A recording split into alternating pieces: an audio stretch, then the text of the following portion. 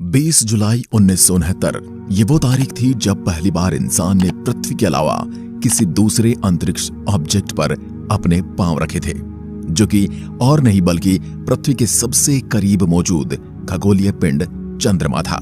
चंद्रमा पर इंसानों के पैरों के निशान आज भी देखे जा सकते हैं और इस घटना के बाद से ही हमारा अंतरिक्ष का सफर शुरू हुआ है, जिसके कारण आज हम चंद्रमा और मंगल ग्रह पर मानव बस्ती बसाने की बात कर रहे हैं।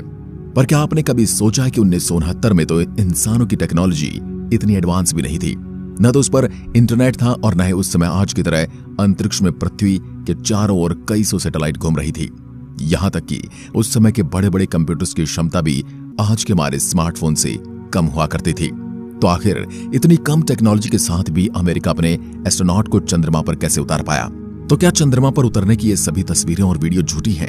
ये मैं नहीं, कई लोग दावा कर रहे हैं। यहां तक कि कई लोगों को तो इस पर पूरा विश्वास है कि अमेरिका द्वारा चंद्रमा पर एस्ट्रोनॉट को उतारने की वीडियो और वहां के फोटोज पूरी तरह से नकली हैं, जिन्हें नासा द्वारा कंप्यूटर की सहायता से लैब में बनाया गया है। इसलिए आज की इस वीडियो में हम यही जानने वाले हैं, क्या सच में चंद्रमा पर इंसानों के उतरने की ऐतिहासिक घटना झूठी थी? आप देख रहे हैं फ्यूचर साइंस यूट्यूब चैनल। आज फैक्ट के आधार पर हम इस मामले का खुलासा करेंगे। पर सबसे पहले चंद्रमा पर उतरने के लिए नासा द्वारा किए गए अपोलो मिशन के बारे में जान लेते हैं। तो चंद्रमा पर इंसानों के उतरने की कोशिश की शुरुआत 1960 से ही शुरू हो गई थी। अमेरिका का मकसद रशिया को इस स्पेस होड़ में पीछे छोड़ना था, क्योंकि अमेरिका को यह डर था कि जितनी तेजी से रशिया अंतरिक्ष की ओर बढ़ रहा था, उसको देखते हुए कि कहीं रशिया उनसे पहले चंद्रमा पर इंसानों को न भेज दे। इसलिए हड़बड़ी में उस समय के अमेरिकी राष्ट्रपति जॉन एफ कैनेडी ने नासा के वैज्ञानिकों को यह आदेश दिया कि किसी भी हद में रशिया से पहले स्पेस रेस जीतना चाहते हैं और इसके लिए चंद्रमा पर पहला कदम रखने वाला इंसान अमेरिका का ही होना चाहिए।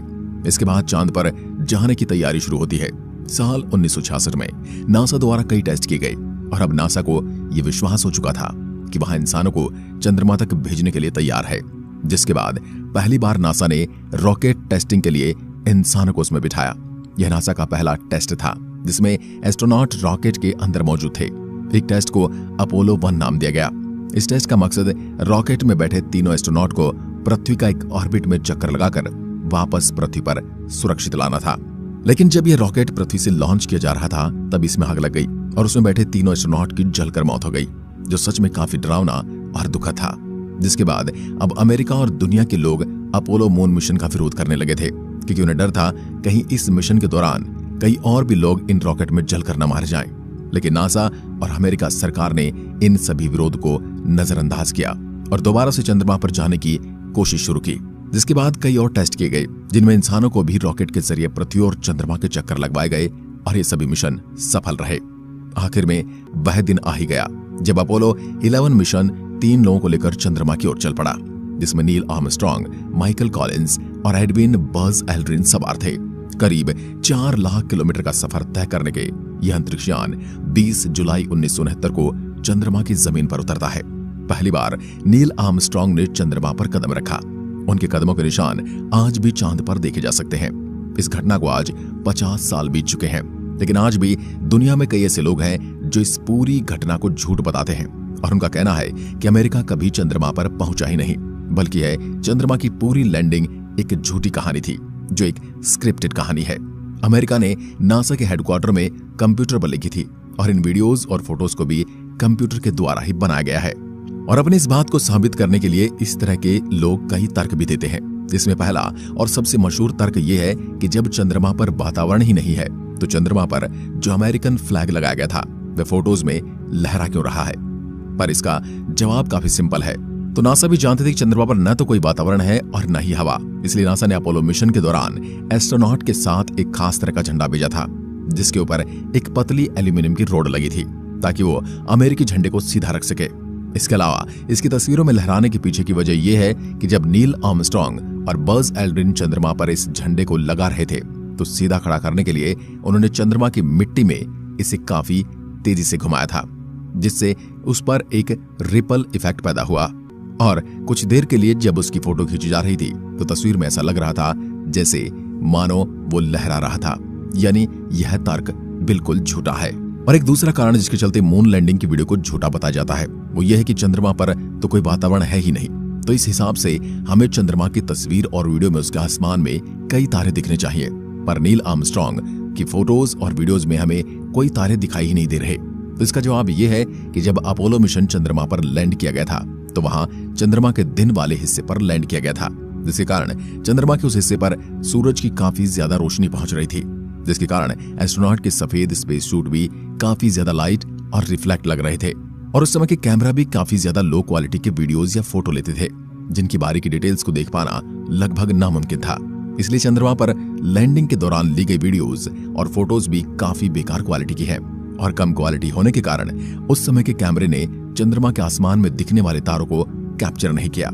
इसके अलावा उस दौरान चंद्रमा के उस हिस्से पर सूरज की रोशनी भी इतनी ज्यादा तेज पड़ रही थी, जिसके कारण भी तो तारे कैमरा रिकॉर्ड नहीं कर पाया। कुछ ऐसा ही है जैसे दिन के समय पृथ्वी पर सूरज की रोशनी के कारण हम आसमान में तारों को नहीं देख पाते, जबकि वो वहीं पर होते हैं। इसके अलावा एक तर्क यह भी दिया जाता कि मून लैंडिंग की ली गई तस्वीरों में चंद्रमा पर जो पत्थर दिख रहे हैं उनकी भी अलग अलग परछाइयां बन रही है, जो काफी अजीब लगती है, और कई लोग इनको लेकर भी सवाल उठाते हैं।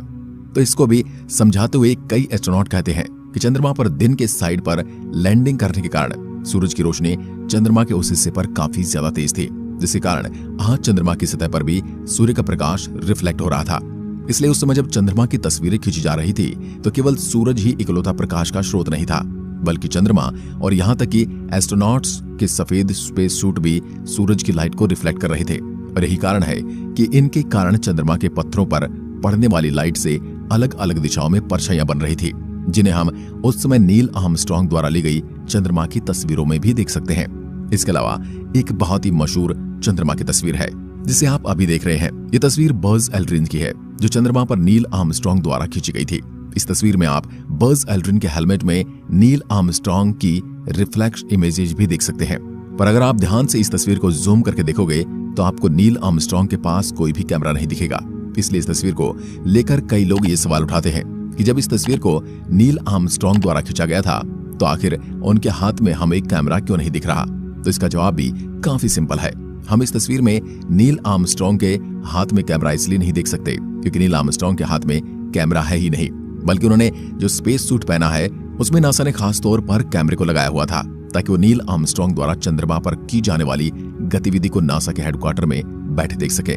और इस तस्वीर को नील आर्मस्ट्रांग को स्पेस सूट में लगे उसी कैमरे से खींचा गया है। तो दोस्तों, अब आपको अंदाजा लग गया होगा कि चंद्रमा पर नासा द्वारा किया गया अपोलो मिशन और चंद्रमा पर लैंडिंग के बाद नील आर्मस्ट्रांग की वीडियोस और फोटोज भी बिल्कुल सच हैं। वैसे आपको बता दूं कि अब 50 साल बाद दोबारा से नासा चंद्रमा पर जाने की तैयारी कर रही है, और इसके लिए नासा एक खास मिशन आर्टेमिस मिशन को भी 2024 से 25 में लॉन्च करने वाली है। और इस बार इंसान केवल चंद्रमा पर जाकर वापस नहीं आएगा, बल्कि आर्टेमिस मिशन के दौरान इंसानों को चंद्रमा पर लंबे समय तक बेस बनाकर रहना होंगे। और इस दौरान वैज्ञानिक वहां पर कई तरह के रिसर्च भी करेंगे, जिसमें हमें भविष्य में मंगल ग्रह पर मानव बस्ती बसाने में भी काफी मदद मिल सकती है। आज की वीडियो में बस इतना ही। आशा करता हूं आज की वीडियो से आपने जरूर कुछ नया सीखा होगा। ऐसी वीडियोस के लिए हमारे चैनल को सब्सक्राइब करें।